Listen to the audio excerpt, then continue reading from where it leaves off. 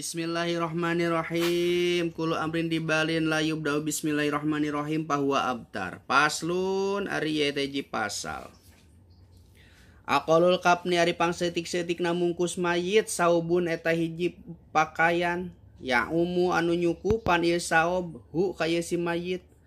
Wak maluhu jeung ari kasampurnaanana mungkus mayit li rajulin eta tetepikeun mayit lalaki salasulapa ipa ari tilu pirang-pirang lapis kain. Lalaki tilu lapis kain sampurnana mungkus mayit teh. Namun pang setik-setik nama asal salapis kain oge asal nyukupan weh, asal katutupan kabeh.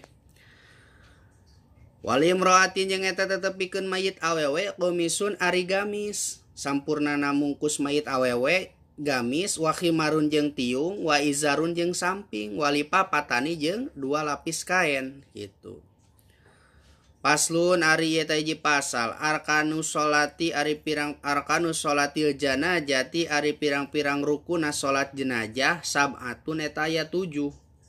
Al awalu ari nu kahijina aniatu eta niat nu kahijina niat rukun salat jenazah aya 7 nu kahiji niat kieu niatna usolli sunnatan hadil usolli sunatan hadal mayyiti arba takbiratin fardu kifayatin lillahi ta'ala eta keur mayit lalaki keur mayit awewe usolli sunatan hadhil mayitati arba takbiratin fardu kifayatin lillahi ta'ala.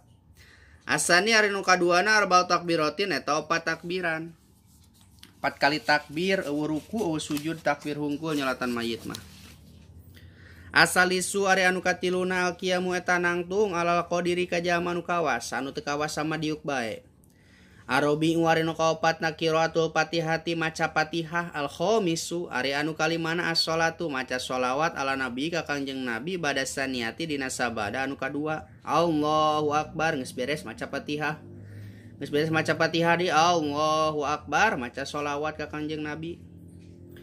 Asadisu ari anu kageneupna doa eta ngaduakeun lil mayyiti ka mayit bada salisati dina sabadana takbir anu katilu Allahu akbar geus beres maca sholawat ngaduakeun Allahumma ighfir lahu warhamhu wa'fi wa'fu anhu keur lalaki keur awewe Allahumma ighfir laha warhamha wa'fiha wa'fu anha.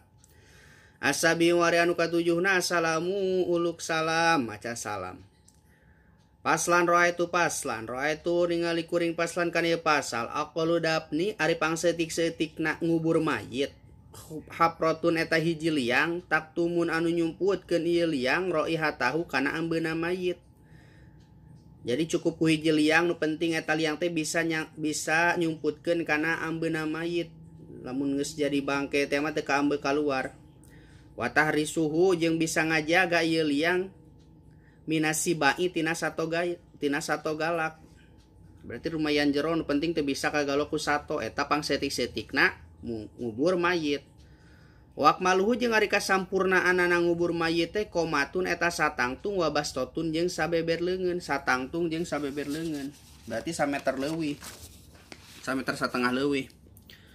Wa yudau jeung diteundeun naon khaduhu pipina itu si mayit ala turobi kana taneuh wa yajibu jeung wajib naon taujihuhu nyang hareupkeunana ieu si mayit ilal kiblati ka kiblat diteundeun pipina ditempelkeun kana taneuh tuluy wajib disanghareupkeun ka kiblat.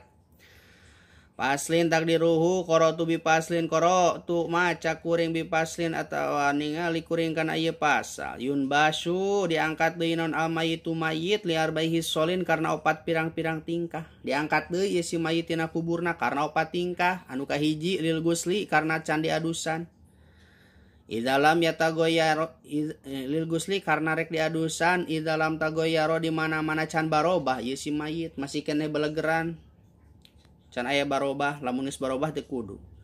Wali taujihihi jeung kaduana karna rek disanghareupkeun ieu si mayit ila kiblati ka kiblat salah nyang hareupkeun kalah nyang hareup ngetan main nek dibalikeun ka kiblat.